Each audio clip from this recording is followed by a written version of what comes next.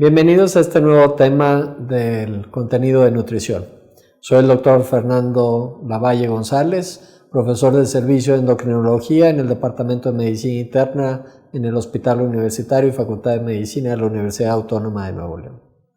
Ahora trataremos dos temas: evaluación del contenido y composición de los alimentos industrializados y seguridad de edulcorantes no calóricos. ¿Por qué es importante hablar de este tema? Por la gran cantidad de alimentos industrializados que existen en disponibilidad y los daños a la salud que ellos pudieran causar. Los sustitutos de macronutrientes en los alimentos en general se utilizan para suplir el azúcar o la grasa en los alimentos. El propósito es reducir el número de calorías consumidas. Esto puede asociarse a menor caries dental, a menor enfermedad crónica como pudiera ser diabetes u obesidad, mejorar en aquellos individuos que ya las tienen el metabolismo de la glucosa y reducir las cifras de lípidos. Los edulcorantes o sustitutos del azúcar, por lo general, se pueden catalogar en dos: los sustitutos del azúcar, que son calóricos, y los no calóricos. El azúcar blanca, por lo general en forma granulada, es sacarosa purificada. El azúcar morena, menos refinada, contiene más melaza del azúcar de caña. Esto nos hace fácil distinguirlos, pero también nos hace fácil entender el por qué algunos nos dan otras cosas más. Por ejemplo, el azúcar morena tiene más calcio, hierro y potasio que la distingue del azúcar refinada blanca. Son sustitutos del azúcar que no suministran virtualmente ninguna caloría: la sacarina, el aspartame, la sucralosa, el stevia, el acesulfame K, el neotame y el sorbitol. El sorbitol se oxida directamente hasta fructosa, pero no incrementa de manera observable la glucemia o la cifra de insulina. A dosis altas, el sorbitol y el maltitol tienen efecto laxante por su lenta absorción. Estos son metabolizados por los microorganismos que se consideran flora normal en el intestino y pueden tener ese efecto laxante. Hay otros agentes formadores de masa que son sustitutos del azúcar, como el lactilol, el maltitol, hidrolizados de almidón reducido, los fructooligosacáridos, la poliglucosa, que son elementos que van a dar volumen a los alimentos. Los edulcorantes no calóricos no proporcionan volumen o masa para los alimentos. Por eso es necesario agregar otros agentes que formen masa o volumen para estos alimentos. Los sustitutos de grasa: el principal motivo para la sustitución es reducir la ingestión de los lípidos del individuo y la densidad energética de los alimentos a fin de ayudar a prevenir la obesidad. Los sustitutos de grasa son casi siempre eficaces para disminuir su ingestión, pero no necesariamente para minorar la cantidad de calorías, ya que puede ocurrir una compensación. Tenemos miméticos de la grasa, grasas hipocalóricas y sustitutos derivados de hidratos de carbono, proteínas o grasas combinados con macronutrientes.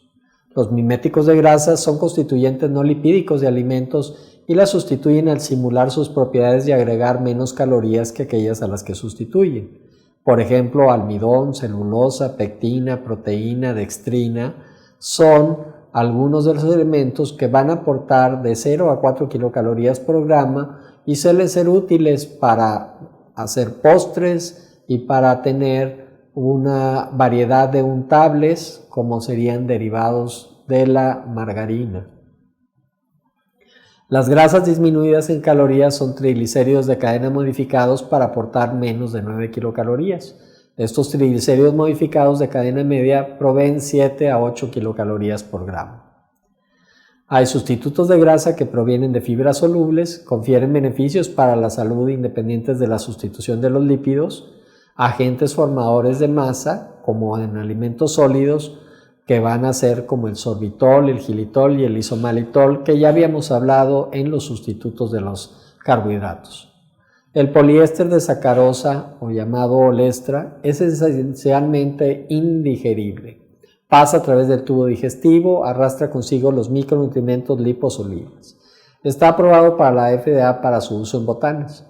Este es un aceite que permite freír, pero al ser inabsorbible, no aporta calorías a estos alimentos extra que puedan ser metabolizados por el individuo. Sabemos que puede disminuir la absorción de las vitaminas liposolubles A, D, E y K, pero este efecto es menos y es parcialmente compensado por la fortificación de los alimentos que uno consume.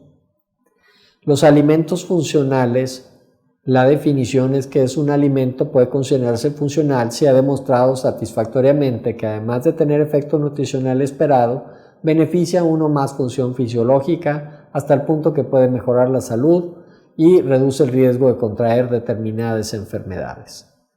Los alimentos funcionales tienen beneficios en el sistema cardiovascular, en la regulación de los procesos metabólicos, en el crecimiento y desarrollo, en la defensa frente al estrés oxidativo, en el sistema óseo por el aporte de calcio y en la fisiología digestiva. La fibra, se cree que la fibra alimenticia es un grupo diverso de componentes indigeribles de las paredes celulares de las plantas. Media el riesgo de cáncer gracias a varios mecanismos. Aumenta el bolo fecal, disminuye el tiempo de tránsito intestinal, las fibras insolubles pueden reducir el riesgo de cáncer de colon.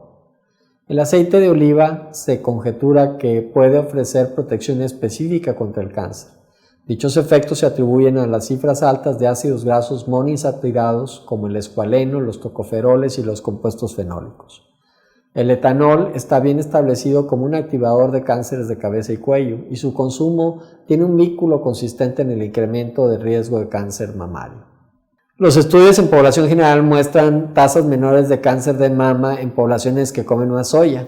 Sin embargo, hay algunos estudios de intervención con complementos de soya en los que se ven los fitoestrógenos que pudieran causar proliferación más rápida en aquella mujer que ya tiene cáncer mamario.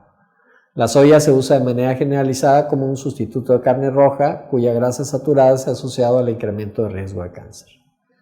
Entonces, dentro de los alimentos funcionales que más se conocen son los que ejercen influencia sobre la fisiología gastrointestinal y ahí están los probióticos.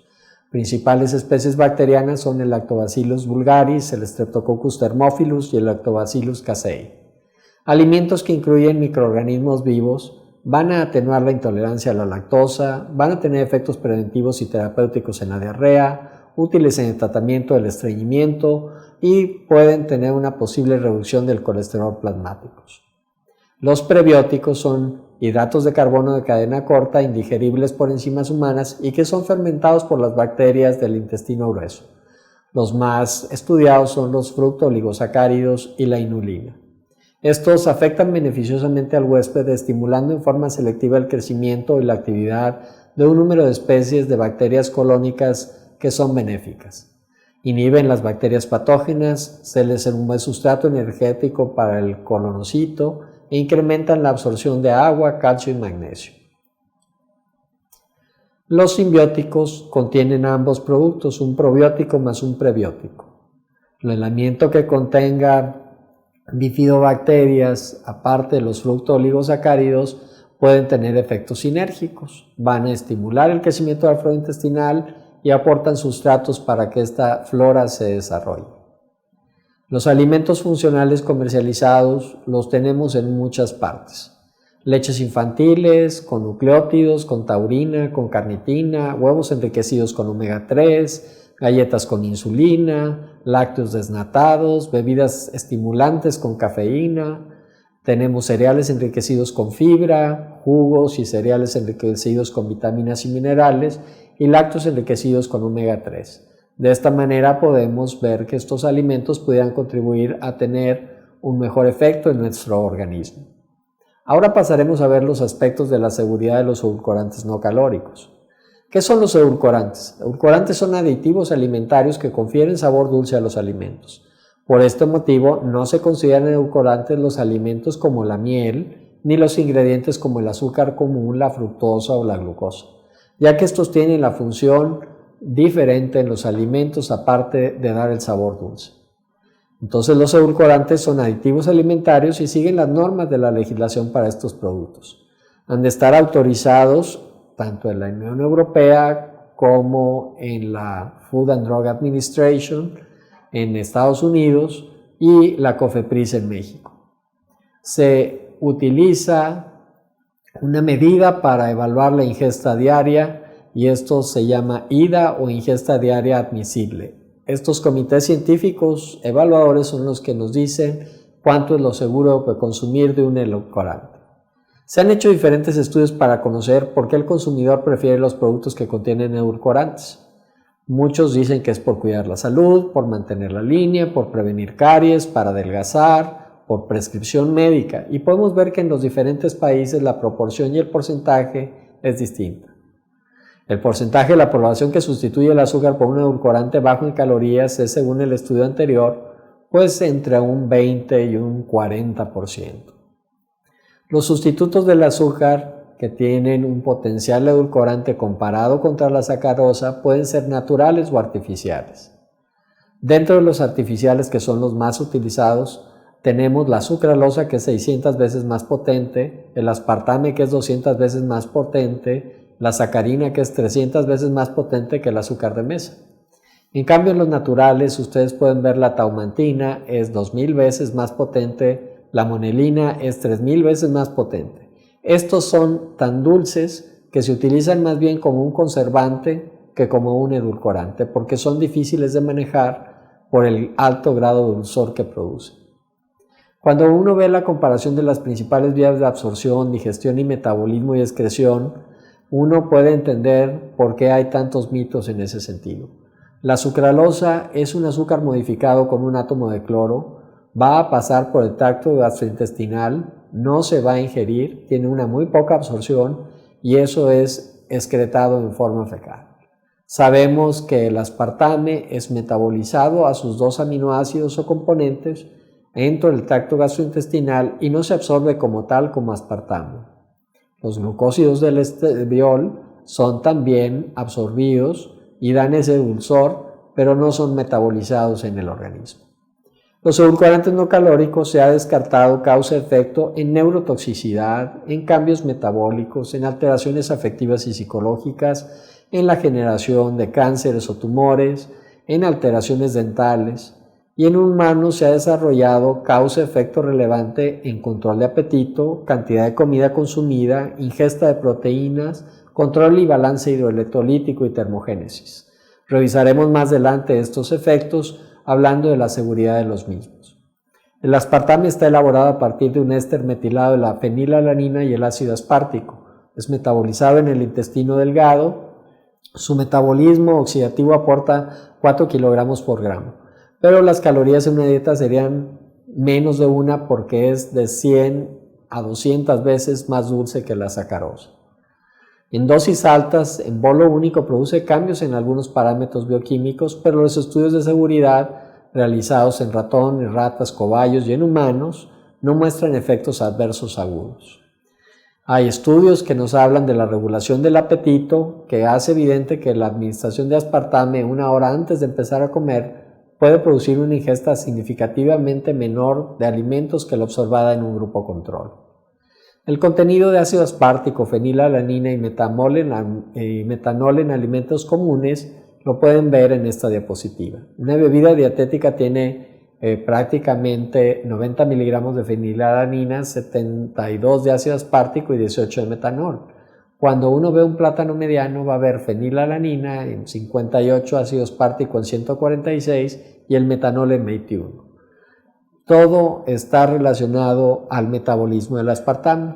El aspartame es liberado en ácido aspartico y fenilalanina y un 10% en metanol. El contenido de metanol de diferentes productos varía dependiendo de la cantidad de edulcorante, pero realmente es muy bajo. ¿Cuál es el metabolismo del metanol? El metanol pasa a formaldehído y el formaldehído pasa a ácido fórmico. El primer paso es la alcohol deshidrogenasa en hígado. Lo segundo es una conversión muy rápida de no acumulación hacia el ácido fórmico y este va a irse a tetrahidrofolato como un intermediario. La acumulación de ácido fórmico es lo que da la toxicidad del metanol. El nivel más bajo de metanol que se ha asociado a toxicidad es 126 miligramos por decilitro. El formaldehído es un componente de muchos alimentos. Se produce durante el metabolismo de los mismos y de muchas drogas. La cafeína, por ejemplo, da 30 miligramos de formaldehído. El ácido fórmico utilizado en la síntesis de nucleótidos de ADN es necesario para la vida. Sabemos nosotros que el efecto del aspartame para convertirse en metanol y en ácido fórmico sanguíneos es prácticamente no sensible.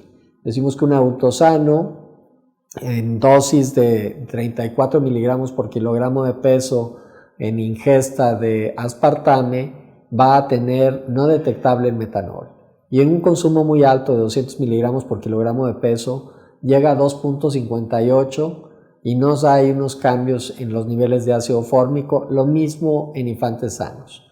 Recuerden que la toxicidad está dada por más de 126 miligramos de metanol y las concentraciones que se obtienen con estas dosis tan altas de aspartame no pasan prácticamente de los 3 miligramos por decilitro. El acesulfame potásico es un edulcorante no calórico sintético. Ustedes pueden ver su fórmula, se absorbe en el intestino delgado, es excretado por vía renal sin ser metabolizado, por lo cual no produce un aumento de las calorías. Los estudios epidemiológicos, estudios retrospectivos y de casos y controles no muestran asociación entre su consumo y la generación de cáncer en ningún tejido. La sucralosa se elabora sustituyendo 3 grupos hidroxilos de la sacarosa por 3 moléculas de cloro, obteniendo una molécula estable que no puede ser absorbida en el tubo digestivo ya que no pasa por el glucotransportador. Solo se considera que un 15% se absorbe de manera pasiva. Es altamente soluble en agua, no se liga a proteínas y es eliminada por vía renal sin decloración en las 24 horas de su consumo. Los 3 átomos de cloro permiten que la sucralosa sea resistente al calor, por lo que se puede cocinar, asar y hornear alimentos a los cuales le dará la propiedad de sabor dulce. La sacarina fue el primer edulcorante no calórico sintetizado, por lo menos comercializado desde 1879. Se absorbe a nivel intestinal pero no es metabolizado en humanos y se excreta por vía renal. La taumantina es una de las 6 proteínas con sabor intensamente dulce que contienen de manera natural las plantas. La taumantina se aísla de la planta del oeste africano y se ha aprobado para su uso en la elaboración de chicles y pastillas refrescantes del aliento. Los ciclamatos consisten en 3 formas químicas relacionadas: el ácido ciclámico, el ciclamato y el ciclamato de sodio. Se utilizan en combinación con otro edulcorante para mejorar su aceptación al disminuir el sabor ligeramente amargo que produce. Actualmente en nuestro país no está aprobado el uso de ciclamatos y no se consume. Stevia, la hierba Stevia rebundania, se ha usado tradicionalmente como un endulzante en Sudamérica y desde hace más de 20 años en Japón. Se prepara a partir de la cocción y machacamiento de las hojas unos ésteres de los glucósidos del esteviol. Al ingerirse los esteviósidos, un porcentaje es degradado en el intestino esteviol y el resto es metabolizado por la flora intestinal. La stevia es un edulcorante fabricado por purificación de extractos de un grupo de plantas. Tiene de 30 a 300 veces la dulzura del azúcar, pero puede producir un sabor ligeramente amargo posterior. Actualmente hay un documento de posición de la Sociedad Mexicana de Nutrición y Endocrinología sobre los edulcorantes no calóricos para hablar acerca de su seguridad y el papel que tienen en la nutrición. Se hizo con el sistema GRADE de calificación de la evidencia, A, B, C y D, alta, moderada, baja y muy baja, y se estudiaron el acesulfame K, el aspartame, los glucósidos de esteviol, la sacarina y la sucralosa para este propósito. Se hizo una revisión sistemática de la literatura en donde encontramos las estructuras químicas, las generalidades de su composición, metabolismo y excreción que ya hemos comentado anteriormente, y pasamos a ver cuál sería la ingesta diaria admisible. Para aspartame, la ingesta diaria admisible está en 40 miligramos por kilogramo de peso, acesulfame K 15, sucralosa 15, sacarina 5 y glucósidos del esteviol 4. Entre paréntesis ustedes pueden ver el año de evaluación del producto y lo que equivaldría a sobres de edulcorante que hay en la mesa, por ejemplo, para utilizarlos con un café o una bebida. Del aspartame sería consumir 75 sobres del mismo, de sucralosa 23 sobres, de sacarina 45 o de estevioles 9 sobrecitos. Producen los edulcorantes no calóricos modificaciones en el apetito, la saciedad y el balance energético. La administración de edulcorantes no calóricos tiende a producir un efecto neutro o con mínimas variaciones sobre la mayoría de las hormonas intestinales reguladoras del hambre y la saciedad. En algunos estudios se aprecian incrementos en los niveles de GLP-1 que aparentemente no tienen relevancia clínica. La calidad de la evidencia para esta pregunta es calidad B. ¿Producen los edulcorantes no calóricos modificaciones en el apetito, la saciedad y el balance energético que logren un impacto en el peso corporal? En adultos, el uso libre de edulcorantes no calóricos tiene un efecto nulo sobre el peso corporal. Su uso racional en programas de control de peso en los que hay sustitución de azúcares simples con edulcorantes no calóricos sí puede contribuir a la reducción y mantenimiento del peso en programas estructurados y supervisados por profesionales de la salud. El uso libre de los edulcorantes no calóricos sin un programa de sustitución en los niños no ha demostrado tener un efecto sobre el peso. Se considera que tiene un efecto neutro. Y la calidad de la evidencia es calidad de la evidencia tipo A. ¿Favorecen los edulcorantes no calóricos el desarrollo de la intolerancia a la glucosa? Esta es una pregunta muy interesante. Algunos estudios observacionales arrojan una asociación positiva entre el consumo de edulcorantes no calóricos y la incidencia de diabetes. Dicha asociación no implica relación causa-efecto. Sin embargo, este efecto estadístico puede ser atribuido a un efecto de causalidad inversa, ya que cuando se eliminan los factores confusores tiende a disiparse. La calidad de la evidencia es evidencia tipo B. Los ensayos clínicos controlados en sujetos sanos que representan la evidencia de mayor calidad científica muestran que los edulcorantes no calóricos tienen un efecto neutro sobre la glucemia y las hormonas que regulan el metabolismo glúcido sin que se aprecie un efecto diabetogénico. En este caso, la calidad de la evidencia es tipo A. ¿Modifican los edulcorantes no calóricos el control glucémico en personas con diabetes? Al analizar los estudios clínicos aleatorizados y otros experimentales que evalúan la sustitución de azúcares simples por edulcorantes no calóricos, se puede observar una tendencia a mejorar el control metabólico en personas con diabetes tipo 1 y 2. En cambio, los estudios en personas con diabetes en los cuales no se sustituyen los azúcares simples en la dieta por edulcorantes no calóricos, el efecto de incluir estos edulcorantes no calóricos o los parámetros de control es nulo. No tiene efecto si uno no lleva a cabo una sustitución de los azúcares simples. La calidad de la evidencia en este sentido es evidencia tipo A. ¿Se puede recomendar los edulcorantes no calóricos en un plan nutricional para la diabetes mellitus y obesidad? La utilización estructurada de edulcorantes no calóricos en programas de control de peso o en el manejo nutricional terapéutico de las personas con diabetes y con sobrepeso y obesidad, siempre y cuando se sustituyan dichos programas los endulzantes calóricos, sí puede contribuir a la reducción ponderal y al control metabólico en programas estructurados y supervisados. La calidad de la evidencia es evidencia tipo A, por lo que se podría recomendar la sustitución de azúcares simples por edulcorantes no calóricos en los planes terapéuticos para el tratamiento de la diabetes y la obesidad. ¿Pueden utilizarse los edulcorantes no calóricos con seguridad en las mujeres embarazadas o durante la lactancia? No existen elementos en este momento para recomendar el uso de edulcorantes no calóricos durante el embarazo y la lactancia, pero tampoco existe información suficiente para contraindicar, excepto en el caso de la sacarina y el ciclamato. En mujeres gestantes con diabetes, el uso de edulcorantes no calóricos es seguro dentro de los límites recomendados. Es importante tomar en cuenta la decisión informada individual de la paciente. Aquí la calidad de la evidencia es evidencia tipo D. Con esta serie de preguntas hemos visto cómo hay seguridad en el consumo de los edulcorantes siempre y cuando uno haga caso de la ingesta diaria admisible. La mayor parte de estos productos son seguros para su consumo, pero no son sustitutos de una correcta alimentación. Y el utilizarlos libremente compensando otros alimentos no produce efectos en el peso y en el control metabólico. Agradezco su atención y los esperamos en el siguiente tema de nutrición.